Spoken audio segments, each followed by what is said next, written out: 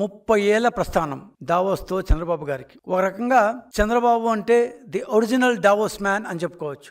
ఎందుకంటే చంద్రబాబు గారు 1997లో if I'm not wrong ముఖ్యమంత్రి అయిన మొదటిసారిగా 1997లో చంద్రబాబు గారు దావోస్కి వెళ్ళారు పెట్టుబడుల సేకరణ కోసం. ఆ తర్వాత చాలామంది ముఖ్యమంత్రులు, కేంద్ర మంత్రులు, ప్రధానమంత్రులు కూడా వచ్చారు, వెళ్ళారు. చాలామంది రిటైర్ అయిపోయారు కూడా. కానీ చంద్రబాబు అనే వ్యక్తి మాత్రం దేశాని కోసం, రాష్ట్రం కోసం పెట్టుబడులు తేవడం అనే ఒక అసిధార వ్రతాన్ని, ఒక నిరంతర ప్రయత్నాన్ని కొనసాగిస్తూనే ఉన్నారు ఆ రోజు నుంచి.